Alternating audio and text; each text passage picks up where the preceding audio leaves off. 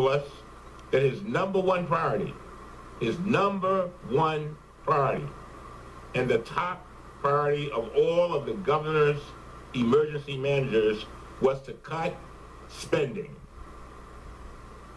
Cut spending. Everything else was viewed through the lens of a cost-cutting, and public health and safety clearly suffered as a result. This is why in March of 2015, when the Flint City Council voted to reconnect to clean drinking water from Detroit, Mr. Ambrose used his power to overrule their vote. He thought it was too expensive, and it was cheaper to keep using corrosive water from the Flint River. Something is wrong with that picture. Even though the state of Michigan had major budget surpluses, and Mr. Ambrose told us that he never once, not once, asked for funds to help Flint switch back to clean drinking water from Detroit. Mr. Chairman, our investigation is not complete. We have another interview coming up with Edward Kurtz, the governor's second emergency manager in Flint. And there are key questions he needs to answer. For example, there was a general agreement that the shifting from Detroit water to the new pipeline being built by the Tarragona Water Authority, or the KWA, could save money. But the KWA pipeline was still under construction, and there was going to be a gap of about 2 years. Genesee County chose to stay on Detroit water during this period. But Mr. Kurtz hired an engineering firm to use the Flint water as the primary source of drinking water. We have yet to see any detailed studies before this switch analyzing what would need to be done to ensure that the water coming out of the taps would be safe, and how much that might cost. Where are the analysis? Where are the documents? We have not seen them. Finally, we have heard Republicans focus their criticism almost extensively and exclusively on the EPA. I agree. The EPA officials could have done more. And I agree that everyone at fault must be held accountable. If you'll recall, Chairman, when you asked me about bringing the head of the EPA, I said bring every single person that might have anything to do with this. I'm not trying to protect anybody except the people of Flint. But under federal law and regulations, states have the primary responsibility to enforce the Safe Drinking Water Act.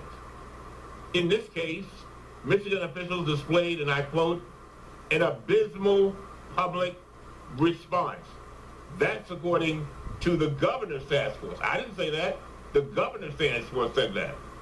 Their actions were, quote, and again, the governor's task force, quote, simply insufficient to the task of public protection, end of quote. Again, those are not my words. They are the words of the governor's task force. And the task force concluded with this, as I close, and I quote. They said, we believe that the primary responsibility for what happened in Flint rests with the Michigan Department of Environmental Quality, end of quote. And so we will continue our investigation. There are 15 people that we tried, that Congresswoman Lawrence and I asked that we meet with and have conduct interviews of. None of them would cooperate. And so we still have work to do. And again, Mr. Chairman, I mean it sincerely. I thank you for holding this hearing. I thank you for holding the hearing on February 3rd, today, and the one coming up on Thursday. With that, I yield back. Thank you. I appreciate that. We'll hold the record open for 5 legislative days for any member who'd like to submit a written statement. We'll now recognize our panel of witnesses. We welcome Ms. Susan Hedman, former Region 5 Administrator at the United States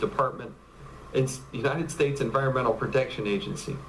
Mr. Darnell Early, former Emergency Manager of the City of Flint, Michigan. It's important to note that there have been a couple different managers, emergency managers. Mr. Early served for portions of that time, not the entire time. Mr. Dane Walling is the former mayor of the City of Flint. He was elected initially in August of 2009 in a special election, re-elected to a 4-year term in 2011. And Dr. Mark Edwards, the Charles P. Lunsford Professor of Environmental and Water Resources Engineering at the Virginia Polytech Institute and State University. Mr. Edwards' contribution to this process has been invaluable.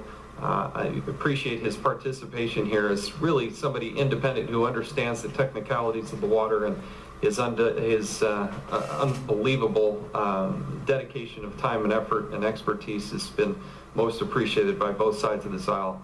I know that Mr. Cummings and a number of others have gone to Flint. I was in Flint this weekend along with some of the Michigan delegation, and there was Mr. Edwards on the ground talking to people in Michigan, answering their questions, and we appreciate your commitment and your perspective here. Pursuant to committee rules, all witnesses will be sworn before they testify. If you will all please rise and raise your right hand.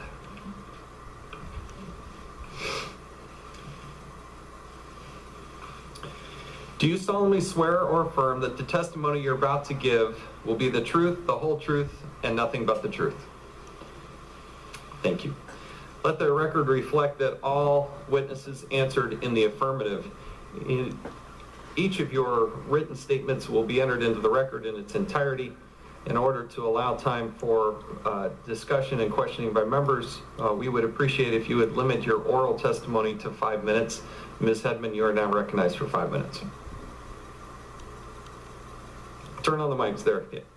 Good morning, Mr. Chairman, Ranking Member Cummings, and distinguished members of the committee. I'm Susan Hedman, the former EPA Region 5 Administrator. Thank you for this opportunity to testify about my role in EPA's response to the Flint water crisis and the reasons that I decided to resign. I first learned that Flint was not implementing corrosion control on June 30th, 2015, approximately 14 months after the city started using Flint River water that was not treated with orthophosphate. The very next day, I offered technical assistance to Flint's mayor, assistance from EPA's experts on lead in drinking water distribution systems. The following week, we issued our first statement encouraging Flint residents to contact their water utility for lead testing and providing information about limiting exposure to lead in tap water. On July 21st, 3 weeks after I first heard about this problem, the Michigan Department of Environmental Quality agreed with EPA's recommendation to require Flint to implement corrosion control as soon as possible, a recommendation that my staff had been making since late April when they first found out that corrosion control was not being implemented. That should have solved the problem. It did not. During the weeks and months that followed, MDEQ was slow to deliver on our agreement from July 21st, and the city of Flint was hampered by a lack of institutional capacity and resources. EPA responded the only way we could, by working within the cooperative federalism framework of the Safe Drinking Water Act. That framework assigns legal primacy to states to implement drinking water regulations and gives EPA the job of setting standards and providing technical assistance. So in keeping with that framework, we provided technical support to the state and the city to implement corrosion control and to provide the assistance that Flint residents needed to limit their exposure to lead. Most of the time, this cooperative federalism model works well, even in a crisis. In fact, it worked exactly the way it's supposed to work when the Toledo water crisis occurred in 2014. But as we all know, it did not work in Flint. Consequently, EPA was forced to evaluate the enforcement tools available under the Safe Drinking Water Act. which are more limited than the enforcement provisions of other environmental statutes. And while I use the threat of enforcement to motivate the state and city to move forward, we found that the enforcement options available to us were of limited utility last fall due to the unique circumstances of this case. In the end, with the help of the EPA Flint Task Force, corrosion control was finally implemented.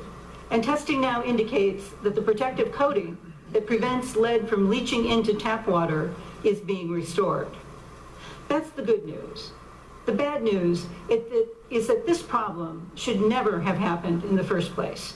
And I need to remind you, EPA had nothing to do with that. Finally, I'd like to say a few words about my resignation.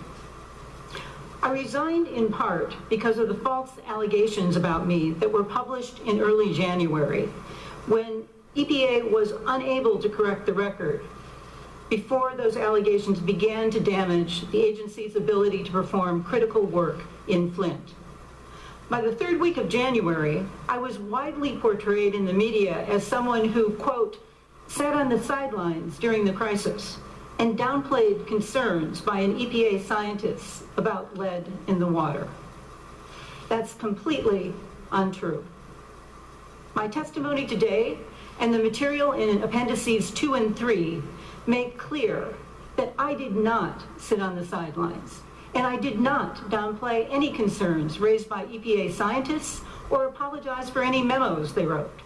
In fact, I repeatedly asked for a final memo about lead in drinking water in Flint in a form that EPA could publicly release.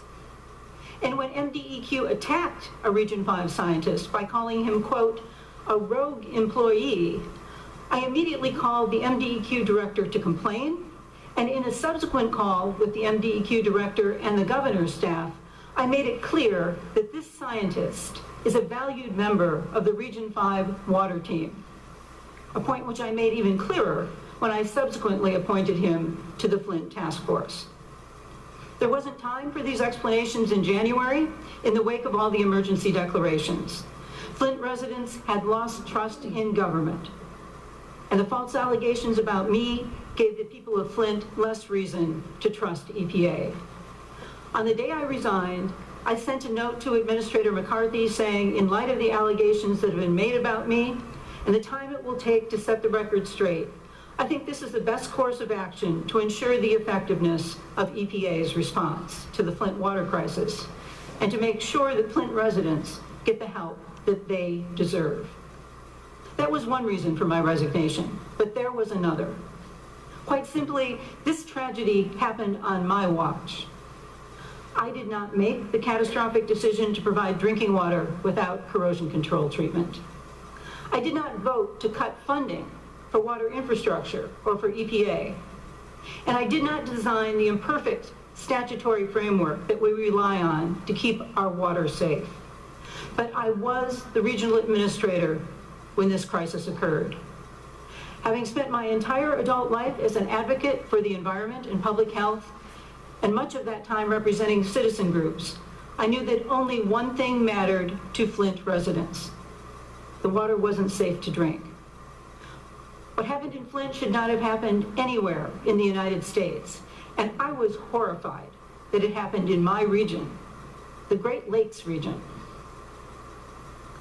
I thought, and still think, that resigning was the honorable thing to do. Although I have left government service, I've not stopped worrying about the people of Flint.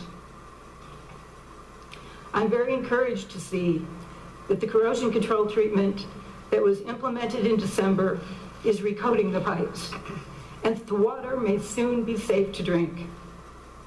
I'm even more encouraged to read that there is growing congressional support for funding to replace the lead service lines in Flint and to fund water infrastructure throughout the country. I'd like to close by asking all of you to support that legislation, and more generally, to support the long overdue investments that are needed in this nation's water infrastructure. Thank you for this opportunity to testify, I welcome any questions. Thank you. Mr. Early, you're now recognized for 5 minutes. Thank you, Chairman Chavis. Ranking Member Cummings, Congresswoman Lawrence from Michigan, and to the other members of this committee, I too thank you for the opportunity to appear at today's hearing. It gives me an opportunity to share with you any factual information that I have regarding, any and all information regarding the public water crisis in Flint, Michigan. My name is Darnell Early. I've been a public servant for nearly 40 years in Michigan, fulfilling roles as a city, township, county manager and administrator, as well as a state government employee appointee. I've also served as acting mayor of Flint during the time that I was city administrator.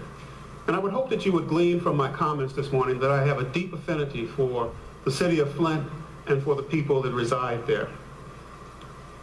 I recently served as one of 4 emergency managers appointed to Flint by Governor Rick Snyder during the period discussed, and that was between 2011 and 2015. My appointment was October 2013, and I served until January of 2015. Now, some in this committee, as I've listened to the hearing before, expressed concerns about the emergency manager law and its negative effect on communities. The law certainly does not provide for limitless disenfranchisement and total disregard of the community, its elected officials, and certainly not its people. During my tenure as a city manager and as a township manager, I've always involved the elected and appointed officials in the management of the day-to-day operations of the city.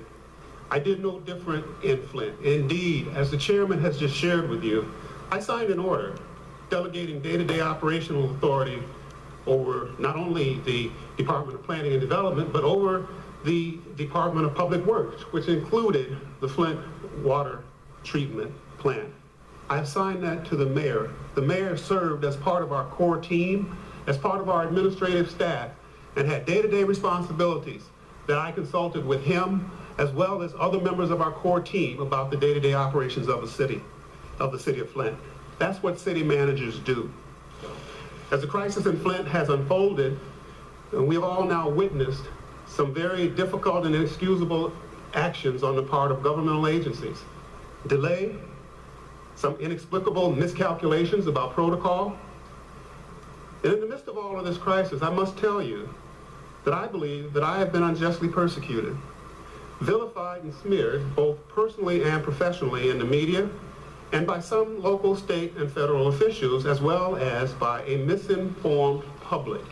It's important for me to state that because part of my main reason for being here today is to set the record straight and to make clear that people understand that the role of an emergency manager is designed to benefit a community and to help it regain its financial solvency and stability.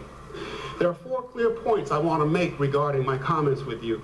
The first is that the decision to switch from DWSD, the Detroit Water and Sewerage Department, to KWA was a local decision. As the chairman has just shared with you, the city council voted to move from the DWSD to the KWA. This was not a one immediate kind of decision made in a vacuum. There have been discussions about leaving the Detroit Water and Sewer Department and building its own water system since the time that I was there as city administrator from 2001 and 2004. So this is not new discussion. The second point I want to make is that I made no decision about the use of the Flint River. That was all a part of the discussions of moving from DWSD to KWA, having a 2-year period within which we had to find water. The city had to have water.